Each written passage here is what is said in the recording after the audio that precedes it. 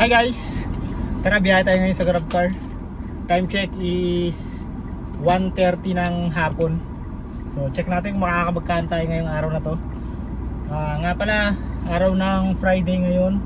So 2 linggo tayo hindi nakabiyahe nung mga nakaraan dahil nga may ginawa tayo. Tapos ngayon na ulit yung biyahe natin. Sana malakas ang booking ngayon. Kaso medyo late na tayo ngayon dahil nga late na tayo nagising and may mga inasikaso pa tayo. So abangan nyo mamaya, pag-arahe ko mamayang gabi kung makakabagkano tayo and magkano yung gas na magagastos natin ngayong araw na to. So update ko kayo pag mayroon tayong booking na pumasok. Hi guys, pinasukan na tayo ng booking. Dito lang, Metropolitan. Dito sa amin, malapit sa may Makati. Papunta lang to ng Arnais. Ang fare is 110 pesos. So 1 kilometer lang yung layo sa akin. So tara, pick upin lang natin si passenger. May pangalawang booking na tayo guys. Same pa rin ang payment, 110 pesos. Dito lang din sa pinagbabaan ko malapit. Papunta doon ng ano naman to, papunta naman ng San Agustin Street, Bill Air, Makati. Dito pa rin sa Makati. So malapit lang, 110 pa rin. So pangalawang booking na natin to. So let's go. Next booking natin dito lang, Rufino Street, papuntang BPI Buendia. So 110 pesos pa rin. Nakatatlong 110 pesos na tayong booking ulit. So tara, let's go. Punta lang natin si passenger. May sumunod na tayong booking guys. Meron ka agad. Di pa natin nabababa yung passenger natin. Dito lang din, BPI, sa pinagbaba natin ng passenger. Tapos papunta naman to ng Shaw Boulevard. Ang fare niya is 153 pesos. So waiting lang ako, pababa na daw si passenger. Next booking natin guys, dito rin sa may Sheridan Street. Papunta to ng BGC. Ang fare is 138 pesos. So medyo sunod-sunod yung booking natin ngayon. Hindi pa natin nabababa yung passenger. Meron na agad. So maganda yung bigay sa atin ng booking. Sana magtuloy-tuloy to hanggang mamaya. So let's go, pick upin lang natin si passenger. Hi guys, nababa na natin yung passenger natin. Meron naman tayo, pinasukan tayo ulit ng booking. Ang pick up natin dito lang sa may BGC. Papunta to ng SM Jazz. Ang fare is 135 pesos. So discounted siya ng 20%. So tara, pick upin lang natin si passenger. Next booking guys, 3 Salcedo. Papunta siya ng Palangka Street. Dito lang din sa Makati. So ang fare nito is 110 pesos. So pansin ko lang, wala tayong mababa ngayon na fare. Wala tayong less than 100 pesos. Puro 110 pataas. So yung pinakamababang bigay sa atin is 110 pesos pataas. Ma'am, nag-drop lang. And ang maganda lang ngayon, tuloy-tuloy yung booking. Wala masyadong pagitan. Hindi ko pa nabababa yung passenger natin. Mayroon na kaagad pumapasok. So maganda lang yung ganon, dahil nga hindi nasasayang yung oras natin kaysa mag-antay tayo ng booking pag mabagal yung bigay sa atin. Ngayon tuloy-tuloy. So tara, pick upin ko lang yung passenger natin dito lang sa may 3 Salcedo. Next booking natin guys, dito rin, Carlos Palangka. Papunta to ng SM Makati. Ang fare is 110 pesos. Let's go, pick upin lang natin si passenger. Next booking natin guys, 110 ulit, dito SM Makati.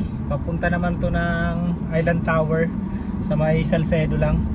So pick upin ko lang. Dito rin pala ako nagbaba sa may SM Makati. Tapos yung pick up natin dito pa rin. So let's go. Hi guys, may next booking na tayo ulit. Dito Aguirre, dito lang Aguirre Street yung pick up. Papunta to ng De La Costa. Ang fare is 110 pesos ulit. So tara, pick upin lang natin si passenger. Hi guys, kakababa lang ng passenger natin dito. Meron din pumasok agad na booking dito lang sa tapat ng pinagbaba natin. Westgate Plaza, papunta to ng Poblacion. Malapit lang to. Ang fare nito is 124 pesos. So inantay ko lang si passenger na bumaba. Next booking natin guys, dito Rockwell, papunta ng Somerset, Legazpi, Makati. So ang fare nito is 175 pesos. So let's go. So medyo malapit lang sana sa pinagbabaan ko yung pasahero natin. Kaso one way, malayo yung iikutan, kaya umikot tayo. Pero okay lang kasi medyo mataas din yung fare, 175 pesos. So pick upin lang natin si passenger. Hi guys, may next booking na tayo agad. Kakababa lang ng passenger natin. Ang pick up, Security Bank sa May De La Rosa. Papunta to ng SM Jazz. Ang fare is 110 pesos. So, bali 110 ang 110 pesos yung ano natin, yung fare. So, wala tayong natatanggap na mas mababa sa 100 pesos. So, maganda yan. Dahil hindi ko alam kung paano na-adjust ba to or paano ginawa ni Grab. So, let's go, pick upin lang natin si passenger. Next passenger natin guys, dito rin SM Jazz, binaba ng passenger natin. Tapos papunta lang to ng Burgos, Makati. 110 pa rin yung fare. So pick upin ko lang si passenger. Hi guys, may next booking na tayo. Medyo malaki-laki to. Ang fare is 851 pesos. So bali yung pick up, BPI Buendia, Makati.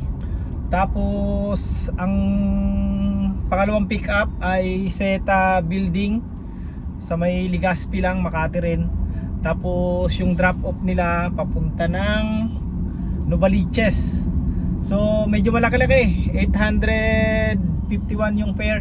Siguro after nito, pagdating ko ng Novaliches, set na ako ng destination, pauwi naman dito sa may Makati. Kasi dito ako nauwi ng Makati. So kinuha ko na to para isang booking na lang, tapos maya-maya uwi na rin ako. So sana makakuha tayo pabalik dito ng Makati from Novaliches. So let's go. Hi guys, time check is 8:30 na ng gabi. So nag-set na ako ng my destination pauwi ng bahay. Andito pa rin ako sa Novaliches. Kakahatid lang natin doon sa passenger natin. So ang layo, umabot tayo ng 2 hours bago natin hatid si passenger. Traffic kasi sa may Skyway. Sarap sana, nag-Skyway kami kaso traffic naman. Kaya yun, inabot ng 2 hours, 1.5 hours lang talaga. Pero maganda lang dahil nag-tip si passenger ng 200 pesos. So, okay na yun. Tapos binigyan pa ako niyang pamerienda na tinapay. Cafe France pa to. So, sana bigyan tayo ng passenger pauwi ng Makati. So, nakaset din na tayo papuntang Makati. So far, naka 2 plus na tayo, kulang-kulang 3,000 pesos. So tingnan natin kung makakamagkano tayo mamaya hanggang makauwi tayo ng bahay. So let's go. Hi guys, time check is 10:50 na ng gabi. So kanina galing tayo ng Novaliches. Pagkababa ng passenger natin, nag-set nga tayo ng my destination pauwi ng bahay. Kaso wala talagang pumapasok na booking. So binuksan ko na yung Saver ko. Pinasukan tayo bandang Balintawak na. Saver 270 pesos. Galing dun sa may Balintawak, papunta siya ng dito sa may malapit sa amin sa Pedro Hill.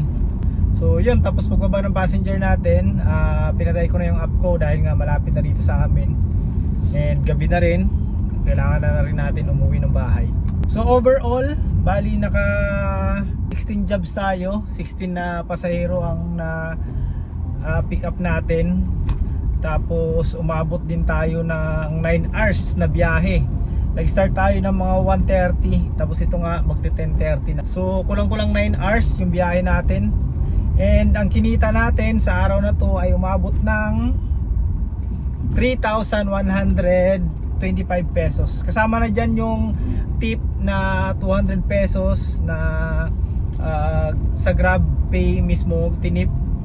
Tapos meron din naman tayong cash na natanggap na 100 pesos na tip. So overall nasa 3,225 yung kinita natin sa araw na to. So okay na rin. Tapos nagpagas din tayo ng mga 1,200 pesos. So bali overall ang malinis natin na may uwi ay 2,000 pesos sa loob ng 9 hours na biyahe. So sapat na ba yan? So kung nagba-boundary ka, hindi sasapat yan. Pero kung katulad ko na hindi naman nagba-boundary, pero nagkatabi rin tayo ng pangulog sa ating sasakyan, so itabi mo yung 1,000, meron kang malinis na 1,000 pesos. So okay na yan, bawi na lang tayo sa mga susunod na araw. Medyo late din kasi tayo nakapagbiyahe ngayon dahil nga may ginawa pa tayo. So half day, pero mahaba rin, 9 hours din, parang buong araw na nabiyahe yun. So ideal talaga, dapat bumibiyahe ka dito para medyo malaki-laki ang may uwi mo, mga 12 to 14 hours a day. So yun lang guys, maraming salamat. Sana nakatulong sa inyo yung video natin.